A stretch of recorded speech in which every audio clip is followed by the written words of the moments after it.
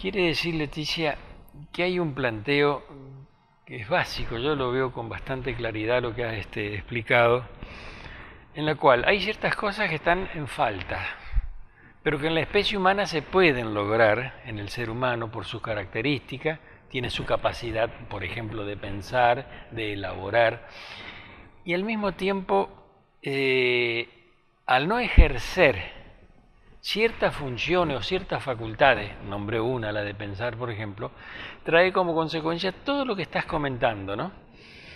Pero estamos en la posibilidad de dar un paso adelante como teniendo nuestras capacidades, pero todavía ahí, en ciernes nada más, esas capacidades no se han desarrollado. ¿Es el paso que sigue a esto para poder darle un vuelco, un giro? Es el paso que sigue y cada vez hay mucho más conciencia respecto de esta posibilidad. Incluso en las escuelas, hace más o menos unos 10 años y sobre todo ahora, sí, se está intentando incluir contenidos que tengan que ver con los valores, con la educación en la paz, claro, con los valores, con la mediación. Y vos fíjate que a nosotros en la escuela primaria, sobre todo, y en la escuela primaria, lo básico es que nosotros aprendemos a leer, a escribir, pero no nos enseñan a comunicarnos. Por ejemplo, no nos enseñan a escuchar. No nos enseñaban a escuchar, ¿no? Como una práctica o un contenido que teníamos que poder aprender. En este momento sí está pasando esto, sí hay una línea de trabajo muy interesante, sobre todo acá en Entre Ríos, que tiene que ver con la educación en valores y con poder incluir lo importante que es la comunicación y la escucha en relación a la mediación y resolución de conflictos. Claro, ¿Sí? una nueva modalidad que ingresa todo esto que estabas comentando, es cierto. Sí. Y lo que nosotros también hemos investigado en el área de conocimiento que estamos trabajando, que muchas veces se pone en el centro del conflicto cuando en realidad el conflicto aparece porque aparece lo emocional no tramitado en una discusión. En realidad no tendría que haber conflicto, que lo que puede aparecer es una controversia, es decir, otra versión de las cosas. Si vos podés aceptar que el otro tiene otro mapa de lo que está pasando y que hace otra construcción, no tiene por qué haber conflicto. El conflicto aparece cuando no se puede tramitar lo emocional. Vos trajiste algo interesante del ser humano que nos caracteriza al Homo sapiens sapiens, que es nuestro neocórtex, nuestra capacidad cortical, que es la de pensar. Es decir, los seres humanos podemos reflexionar acerca de lo que hacemos. Reflexionamos qué hacemos cuando estamos haciendo eso. Y a veces lo que ha pasado es que hay una predominancia de lo cortical y se deja de lado lo emocional. En realidad, para poder dialogar, lo que tenemos que hacer es integrar lo emocional con lo racional. ¿Sí? Muchas veces cuando estamos en una discusión, nuestras emociones se encienden, sobre todo el enojo, el miedo, las pasiones. Y no sabemos qué hacer con eso.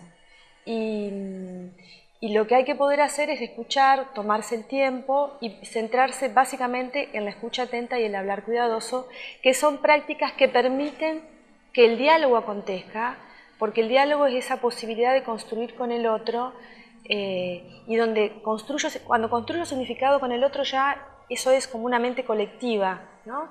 que va apareciendo y a la hora ya después de volvernos a encontrar hay una red de significados que nos van uniendo. Está fantástico esto porque creo que estás marcando, dibujando muy bien las nuevas opciones que hoy va a tener y debe tener, me parece, la educación.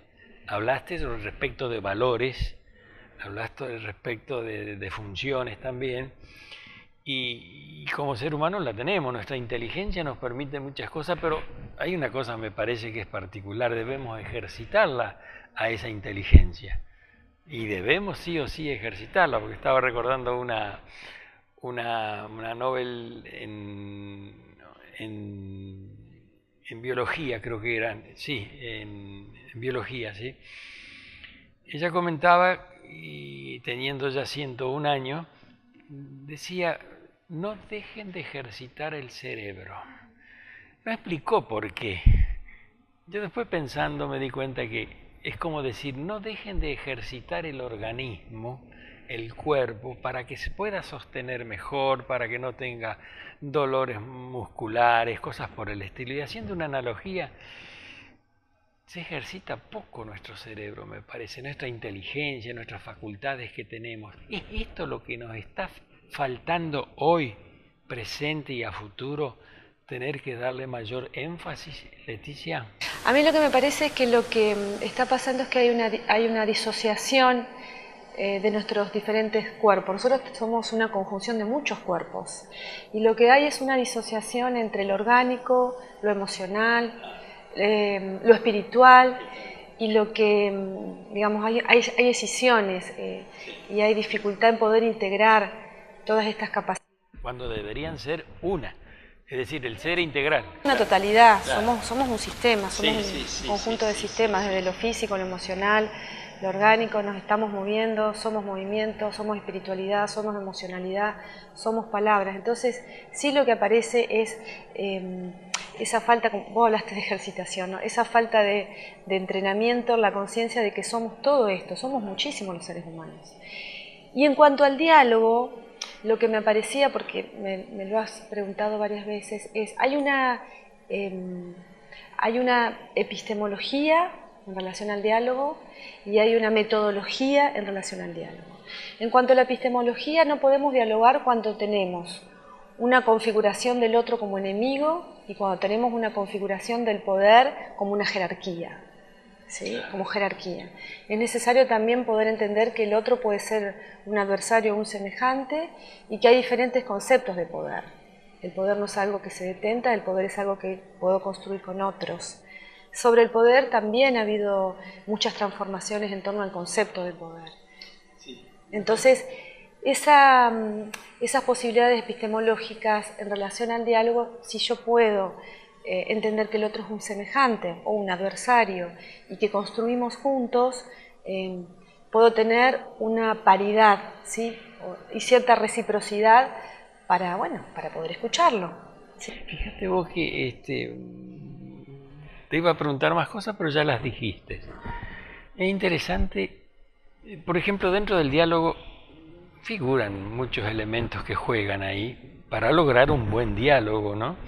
Como es el caso del respeto al otro. Pero recién comentaste algo al paso, y te lo pregunto, simplemente es para afirmar, se necesita conocimiento, necesitamos adquirir conocimientos, ¿verdad? Porque si tengo que saber del otro, yo me tengo que poner a escribir, me parece, ¿no? Y yo tengo que saber del otro. Y si debo ejercer el respeto, vamos a suponer también la responsabilidad en el diálogo, obvio es que tengamos que de una manera u otra empezar a entender los mecanismos, que no nos cuesta nada porque tenemos facultades para poder permitirnos llegar al punto que todavía no tenemos claro, pero sí podemos clarificarlo. ¿Está bien lo que...? Está bien, y cuando vos hablas de respeto y hablas de escucha, eso es lo que necesitamos ejercitar. Mira, la Universidad de Harvard en los años 90 hizo una investigación en torno a cómo logramos una comunicación efectiva, en términos de cómo llegamos al diálogo. Y lo que pudieron visualizar es que los seres humanos hablamos más de lo que escuchamos.